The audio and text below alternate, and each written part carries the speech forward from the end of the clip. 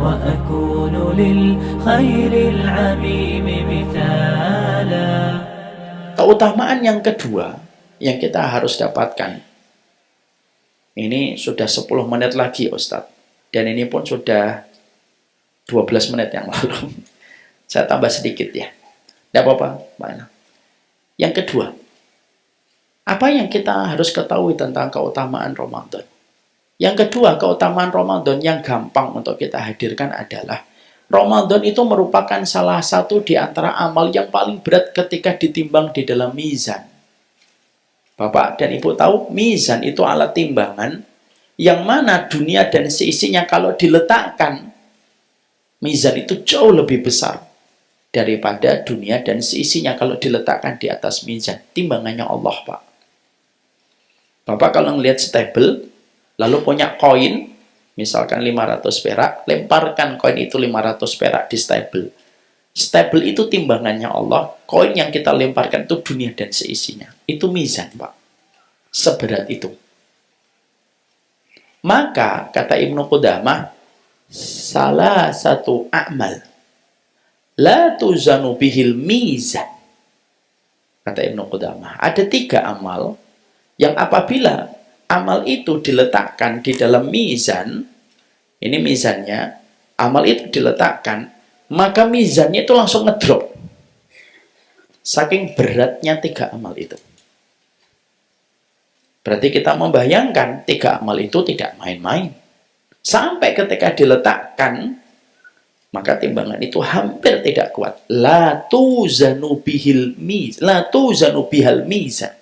Yang mana mizan itu tidak kuat untuk menanggungnya dan memikulnya. Kita bisa bayangkan kalau dunia dan seisinya bagi mizan sebagaimana uang perak 500 perak yang kita lemparkan di stable, itu ternyata segede itu mizan tidak kuat untuk menanggung 3 amal. Kita bayangkan dahsyatnya 3 amal ini. 3 amal itu apa? 1, kata Rasulullah, kata Ibnu Qudamah, as-sabr, sabar tanpa tepi. Maka sesungguhnya pahalanya gede sekali. Makanya Allah menyampaikan di dalam surat Asy-Syu'ara, innama yuwaffas sabiruna ajruhum bighairi hisab. Pahala orang yang bersabar itu tanpa hisab. Surat Asy-Syu'ara ayat yang ke-10. Makanya sabar itu tidak ada batasan. Makanya kalau ada di antara kita diberikan oleh Allah kesulitan, ya wajar. Kalau bukan karena kesulitan, dari mana kita mendapatkan pahala kesabaran? Makanya akhirnya kita menjumpai kan, apa ucapan seremonial para malaikat ketika menyambut manusia menginjakkan kaki ke surga? Salamun alaikum bima sabartum.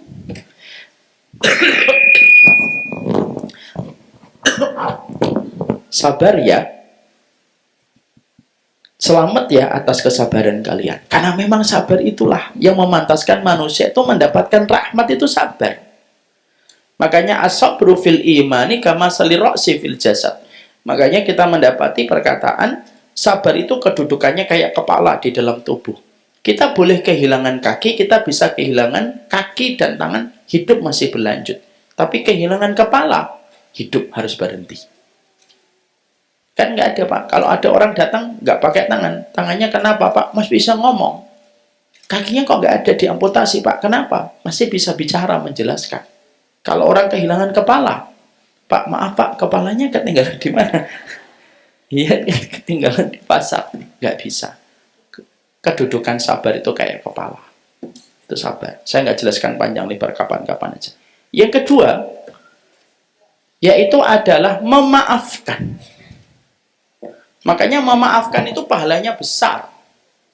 Makanya sampai dikatakan faman afa wa aslaha fa ajruhu 'ala Allah. Siapapun yang memaafkan dan tetap berbuat baik setelah dia memaafkan, maka pahalanya nanti Allah yang ngasih. Saking gedenya kandungan pahalanya, beratnya bobot pahalanya, malaikat itu tidak mampu memikul pahala orang yang mereka tetap memaafkan ketika terdolimi. Yang memberikan pahalanya langsung Allah, Pak. Makanya memaafkan itu termasuk salah satu pucuk-pucuk amalan surga. Ya. Jangan menyimpan nama untuk kita benci di sepanjang sisa kehidupan kita. Hate is heavy, benci itu berat. Maafin. Susah Ustaz. Yang ngomong gampang siapa?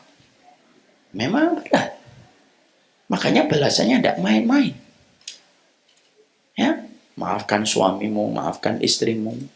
Jangan sampai kita hidup satu rumah tapi kita selalu membenci pasangan kita dan menjadi dendam yang ada pada hati kita. Maafin, saya nggak jelaskan panjang lebar lah.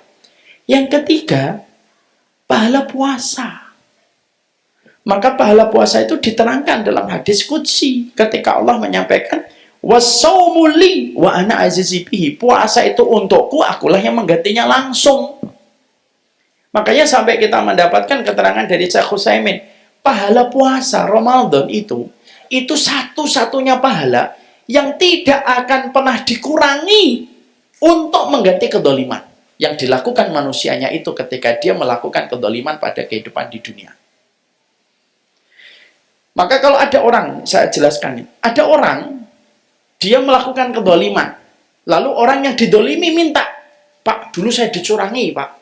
Minta dia peradilan sama Allah, keadilan sama Allah, dia ambilkan kebaikan dari orang yang mendolimi. Lah kebaikan itu, kata Syekh Utsaimin, tidak pernah diambilkan dari pahala puasa. Kenapa? Pahala puasa dijaga oleh Allah. Dan pahala puasa tidak pernah terkurangi. Pahala sholat, pahala sedekah, pahala haji bisa mengganti kedoliman. Bapak-bapak pernah mencela saya, menghujat saya? Hati-hati Pak, pahalanya nanti saya dapat. Tapi pahala puasa Bapak tetap terjaga. Makanya akhirnya sampai dikatakan wasaumuli. Sampai puasa dinisbatkan langsung kepada Allah. Sholat tidak dinisbatkan langsung kepada Allah. Haji tidak dinisbatkan langsung kepada Allah. Tapi puasa dinisbatkan langsung kepada Allah. Karena apa? Karena sesungguhnya orang kalau tidak ingat Allah tidak akan bisa puasa, Pak. Betul atau tidak? Betul. Coba kita ambilkan contoh. Bapak dan ibu, anak-anak muda, kalau puasa, kita punya 1000 kesempatan tempat untuk kita membatalkan puasa kita tanpa ketahuan. Kita bisa pergi kamar mandi, ketika istri kita lagi ke depan, kita bisa makan sebentar. Ketika wudhu, pura-pura kumur, teguk 2, teguk cegluk gitu. Mayakan gitu. Tidak ada yang tahu. Tapi kenapa orang ketika dia puasa, ketika berkumur, jarak antara air dengan tenggorokan hanya sejarak 1 senti, tapi dia tidak mau menarik air itu karena dia merasakan kehadiran Allah ketika puasa. Kenapa ada anak-anak 10 tahun ketika dia belajar puasa, dia tidak pernah pergi ke kamar, ditutup kamarnya, dikunci gitu, terus makan di bawah tempat tidur. Karena dia merasakan kehadiran Allah. Tidak ada ibadah yang paling merasakan kehadiran Allah kecuali puasa. Maka saking istimewanya setiap hamba ketika puasa, dia merasakan kehadiran Allah, maka Allah yang akan memberikan pahala secara langsung. Dan ketika ditimbang, hampir mizan itu tidak kuat untuk memikulnya, Pak. Dan itu tidak kita dapatkan kecuali di bulan Ramadan. Kita ini pedagang. Karena Allah itu sering sekali membuat sebuah kata kiasan bahwasanya beli Allah dengan manusia itu Allah yang membeli dagangan, kita ini pedagangnya. Dan alat tukarnya surga. Ketika kita mengetahui bahwasanya kita ini pedagang, barang dagangan kita itu amal soleh kita, pembelinya adalah Allah, alat tukarnya itu adalah surga. Maka barang dagangan yang paling sangat mahal yang dijual oleh manusia kepada Allah, barang dagangan dari ketaatan yang dia lakukan di bulan Ramadan. Itu paling mahal di sisi Allah. Ya. Makanya akhirnya sampai Allah tidak pernah menerangkan berapa kali Allah melipat gandakan setiap amal yang dilakukan di bulan Ramadan. Padahal maaf ya, Allah itu mimbabi targhib, karena ingin memberikan motivasi kepada setiap manusia yang beriman. Setiap Allah memberikan kepada kita perintah, biasanya Allah itu menceritakan kepada kita berapa kali Allah melipat gandakan. Kenapa Allah ceritakan itu? Untuk memberi motivasi. Alif Lam Mim. Bukan Alif Lam Mim itu 1 huruf, tapi alif 1 huruf, lam 1 huruf, mim 1 huruf. Diterangkan berapa kali? Ketika Allah perintahkan kita untuk dzikir pagi, dzikir sore, sebanding dengan membebaskan 4 orang budak. Ketika kita sholat syuruk, man sholal ghadati fi jama'atin summa qa'ada yadhkurullaha hatta tatla fihi syamsu summa sholat raka'ataini kutiba lahu ka'ajri umratin tamah. Siapapun yang sholat subuh berjamaah, duduk, dia berzikir sampai nanti waktu terbitnya matahari, dia tetap berzikir, sholat 2 rakaat, mendapatkan pahala umroh. Setiap amal itu selalu mimba bitarghib, dari motivasinya Allah. Karena Allah sayang sama orang beriman, dikasih motivasi, diterangkan pahalanya. Allah selalu menerangkan berapa kali Allah melipat gandakan setiap amal. Tapi, kata Syekh Utsaimin, khusus di bulan Ramadan, Allah tidak pernah menerangkan berapa kali detailnya Allah membayar setiap amal di bulan Ramadan. Ketika Allah mengatakan, was-saumu li wa ana ajzi bihi. Puasa untukku dan akulah yang menggantinya langsung.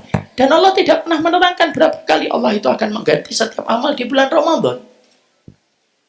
Kita hari ini, Pak, membaca Al-Quran 2 juz, maka setiap hurufnya 10 kebaikan. Hari ini. Nanti ketika 2 minggu lagi kita memasuki Ramadan dengan izin Allah dan keselamatan, kita sampai di bulan Ramadan, 1 hurufnya berapa? Hanya Allah yang